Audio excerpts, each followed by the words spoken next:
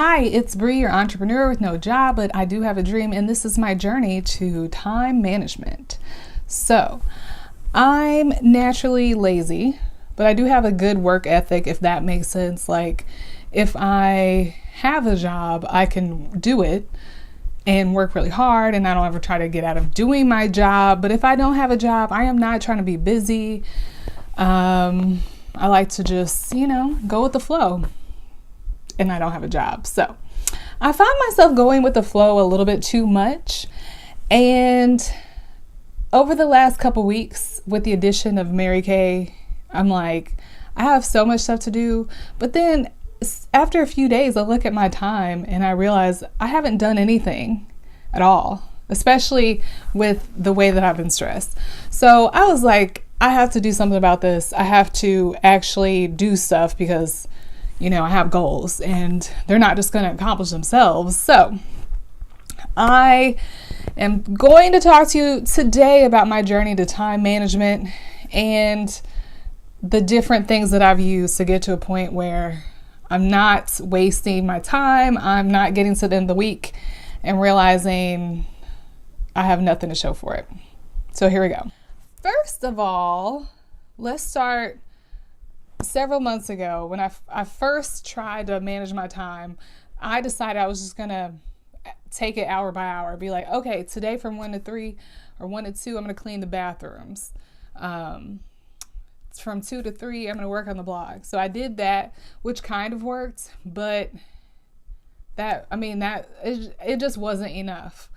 So next I decided, I realized I had better get my child on a schedule.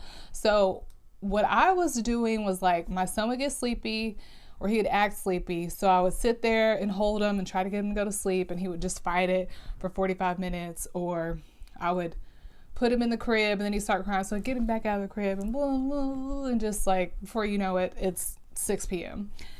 So I decided I would stop. Well, I had to let him cry it out. Don't come for me in the comments.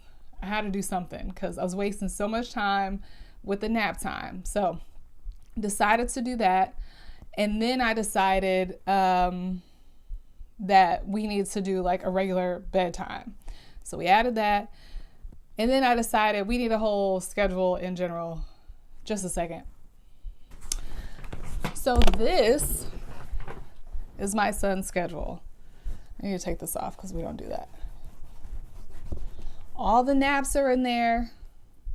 The bedtime is in there. Bedtime routine is in there. And we have been following this pretty consistently for over a month.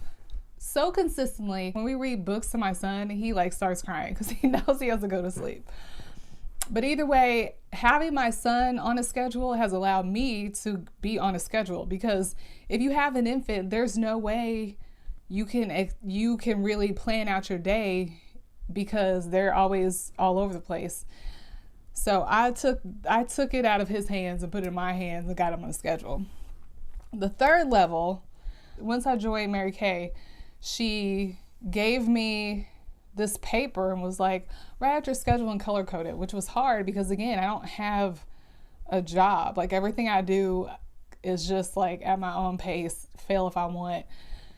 So that was pretty hard to do, but of course then I went and did it on an Excel spreadsheet because I want to put everything in a spreadsheet.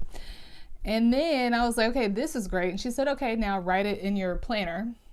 The thing about planners, which is, like, kind of crazy, but even if you write things in it, if you don't look at it, it doesn't really matter. So just like a little tip, when I was in high school, they would give us planners. College, they would give us planners. I'd write the assignments in there and never look at it again. So that wasn't going to work for me. I realized I still wasn't getting things done. Time goes by. I might take a look at the schedule that's on my phone every now and then. But ultimately, I realized I have to be reminded that I'm supposed to be doing something. And that's when I made it to level 4 of schedule planning, which was to put the schedule in my phone. Oh my gosh, such a crazy idea. It's not crazy, but it was a game changer. So I downloaded this app called Summit. But honestly, every time I get an alert about my next task coming up 15 minutes ahead of time, I get the same alert from my phone calendar. So I probably could just do it all in my phone calendar. But either way, I'm just scheduling like a day at a time. So last night at 8:45, it prompts me to schedule my day. So I schedule my day before I go to bed, and then I'm already set up for success. The funny thing is, this morning or in the mornings, there's been times where I've like just blown off the schedule to begin with. So when that type of thing happens, I'm off schedule. I usually just move on to the next task because there's no use in ruining my entire day. I made the schedule what it is for a reason, because I have stuff to get done. So I can't just not do that because I chose to pluck my eyebrows during blog time. So this is my journey to time management. I hope that some of my experience will inspire you to stop wasting your life scrolling through Instagram, because it's not going to make most of us better or richer. So, just a little food for thought. If you haven't done it already, go ahead and subscribe. Oh, thank you so much to all the people who have subscribed to me in the last week and a half. It's like my subscriber count has doubled. So yeah, it went from like 10 to 20. But I just really, really appreciate it, especially those that came over from Instagram. Have a good January and February, March, and April, and like the whole year. Just like enjoy your life. Thanks. Bye.